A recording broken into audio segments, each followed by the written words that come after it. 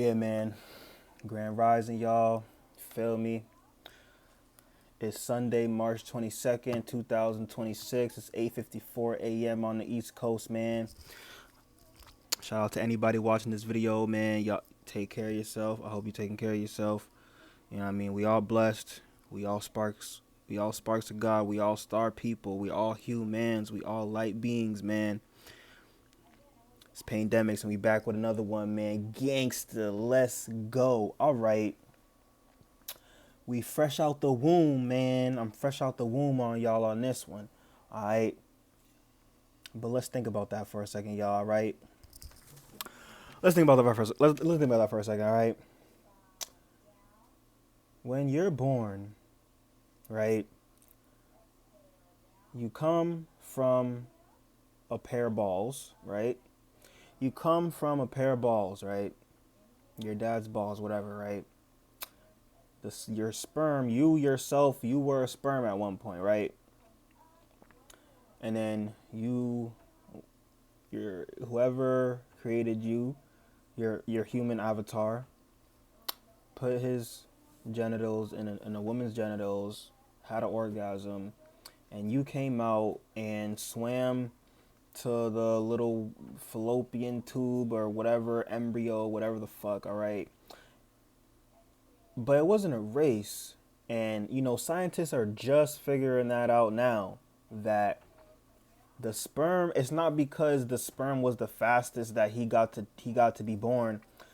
The mother's body actually chooses which sperm they allow to enter into the whatever, you know what I'm saying? That doesn't really matter, but just a little fact, all right? All right, so then boom, right? So now you're in the womb, you're in the, whatever, you're growing, whatever, all right? Now, let me ask, do y'all think that your soul was in the sperm cell even when you were in your dad's balls? Do y'all think that you were yourself, like you had your mind and you were there, but just as a sperm cell, but your soul was still in that sperm cell, right? I don't really believe that. I don't. So a lot of hadiths in Islam and some of the Quran kind of hints to it. They say that for 40 days you are a sperm cell. For 40 days you are a blood clot, and then for 40 days you're like a clot of flesh growing, right? And after those 40 days or whatever, then God puts your soul into the avatar, all right? Which is like, so it's like after 121 days. So basically, according to the Quran, not according to the Quran, but mentioned in hadiths, and sayings from Muhammad, right? They say that at 4 months is when the soul goes into the body, right? So at 4 months, that's why at certain places, after 3 or 4 months, it's like you can't just take a pill. You can't just, you have to have a full-on abortion because there's a soul in that body now. After 3 to 4 months, they're conscious now, all right? So it's, yeah. All right. This is not the point of the story, though, right? It's quick. I'm getting to it, all right? So, boom. That happens, right? So then you're born, right? But for those 9 months when you're in that womb, for however long that you're conscious for, you know what I'm saying? You are in darkness, are you not? Is there any light inside of someone's body? No, right? That's why babies come out, they start crying, they can't even open their eyes, they can't see because they've been in the fucking dark for 9 months. You know what I'm saying? The light's probably scary to them. You know what I'm saying? They lived in darkness. So, and they lived in water. You know what I'm saying? They lived in water and darkness, okay? Remember that. Water and darkness is our birth. We come from water and darkness. Well, our bodies, right? because we don't know, supposedly, we don't know where our soul come from. Like, our soul just magically gets our soul just gets sent down into the woman at 3 to 4 months, and our soul was created by God in that moment, right? I don't believe that, okay? Our souls are fucking eternal. Our souls been here. We've been here since the beginning, the middle, and the end, nigga. We've always been here. All right. That's what I believe personally. I don't believe my soul was just created a couple months before I was born and I'm just a new soul, and I don't believe that, all right? I believe I'm eternal. All right. Anyways, we're gonna move on, all right? So you were born from darkness, and you were born in you were birthed through darkness, surrounded by water. Okay, jot that down. Water, darkness. Okay. What happens when you die? When you die, right, where do you go? You go to a tomb. You were born in a womb, and when you're dead, your body goes in a tomb. A tomb is dark too. There's no water, but a tomb is dark, all right? So we gonna fast forward. Let's say you make it. You go up to wherever you go in the afterlife. I guarantee you, because the Emerald Tablets say, Hermes, Thoth, everybody says, as above, so below, as within, so without. Nigga, everything that happens down here is a mirror of what happens above us and below us too. Okay? So, I bet you any money that when you die and your soul goes up or whatever, you're going to be back in water and you're going to be back in the dark, nigga. Because what is space? It's fucking dark. They tell you that when you go to space, you see all the lights, and the lights is because blah, blah, blah, blah. I guess that's kind of true, right? Because if you were to kill all the lights on Earth, you would then see light coming from space. You would see the lights in space, because space is actually not dark, right? You'd see all the hues and northern lights looking things. It's only because we have so much light here that we're unable to see the light in the sky. We only see the stars, right? All right, so boom. The Bible, the Quran, the Torah, what do they all say? God, on the whatever day God separated the waters from above and the waters from below, and he placed the firmament to separate the waters within the waters, and literally word for word almost, that's exactly what it says. What the fuck does that mean to y'all? There is water above us and below us. We are born in water. Where the fuck you think we're going back to when we die? We're going back in water, dummy. Water and darkness, if you don't know certain things, you know what I'm saying? Or you're just gonna repeat the same fucking thing that you did when you were born. You're gonna be in darkness and you're gonna go towards the light and be born again like a fucking idiot, okay? But if you listen to yourself, you'll never have to come back here. Just listen to yourself, all right? If you don't want to come back here, you do not have to. All right, remember that, because I promise you, the archons, whatever is out there when you die and you try to pass all the planets to get to the real pleroma, the real monad, there's going to be archons or demons, whatever you want to call them, in your way to deter you, and they're going to trick you. They're going to sell you a dream of all happiness. They might even make you believe that you're already in heaven, but you're not. Okay, you're in another system, just like how it is on Earth. And eventually they're going to tell you you have to go back to Earth because of some kind of karmic da-da-da-da or some kind of bullshit. And you're going to fall for it, and you're going to go towards it, and you're going to fucking listen to them. Don't listen to them. Listen to yourself. Anyways. All right, so boom. That's established, all right? Now, if you listen to the Gnostic belief system and the Nag Hammadi text found in Nag Hammadi, Egypt, or whatever the fuck in 1940s or whatever. Real text here, all right? People say it was considered a heresy, and it was banished from the Orthodox Catholic whatever and the canonized Bible, blah blah blah. Okay, whatever. Fast forward. All right. So boom.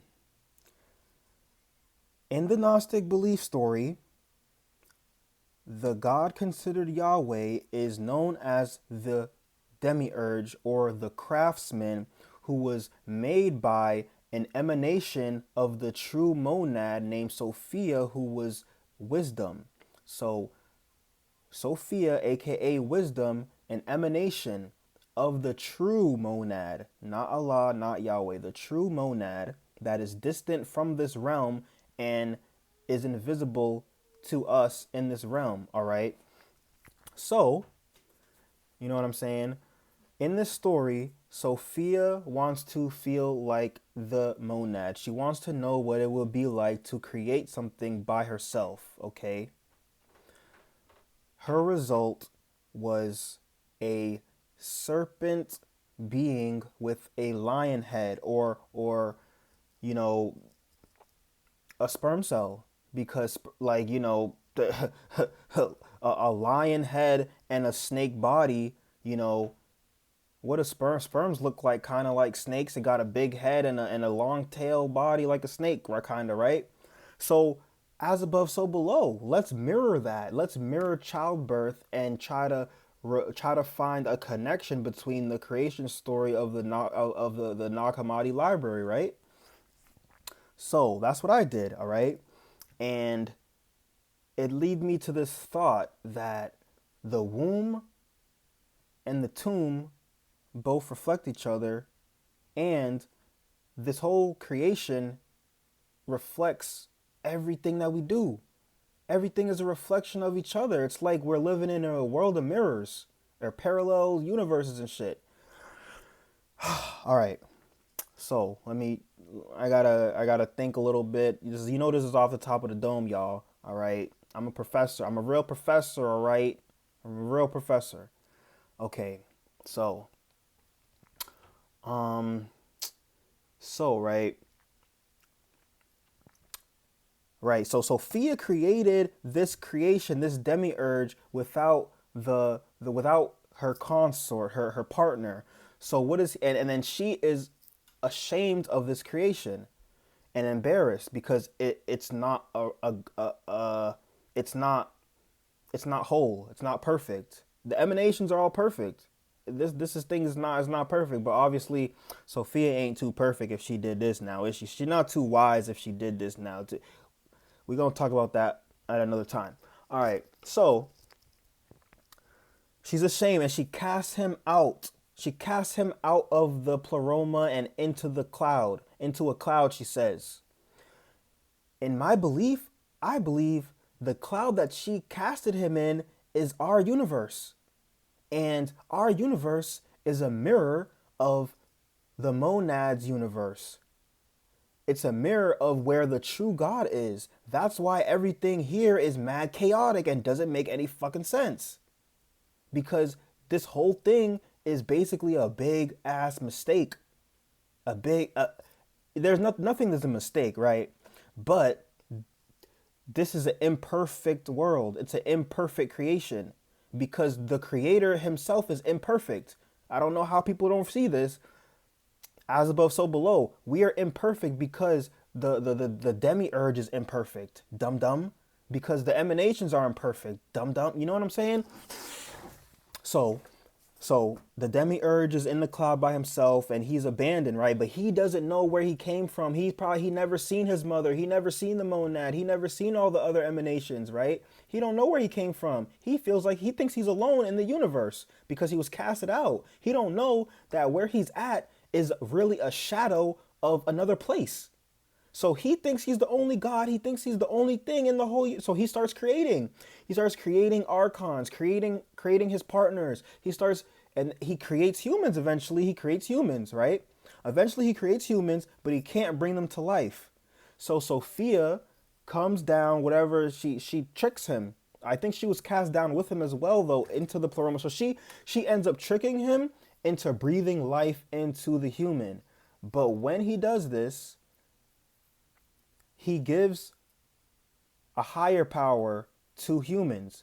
And Sophia tricked him into doing this so that his creations, which are us, will one day have the ability to ascend higher than the creator and return back to the pleroma and the true monad.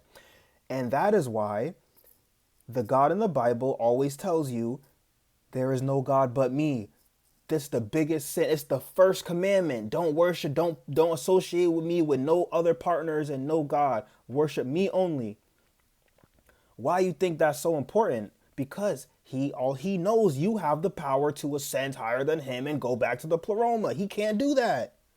You know what I'm saying? Why you think it's the most blasphemous thing to put yourself above God? Why is that so blasphemous? Okay?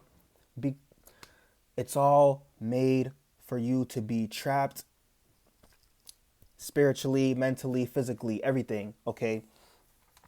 This video getting a little long. I'm gonna end it, but the moral of this video, man, is that the womb and the tomb is the same damn thing. Okay? The womb is a fucking prison, and the fucking tomb is a prison, and your body itself is a prison if you don't know how to use it, and if you don't have the knowledge that you should have to free yourself spiritually and physically. Okay?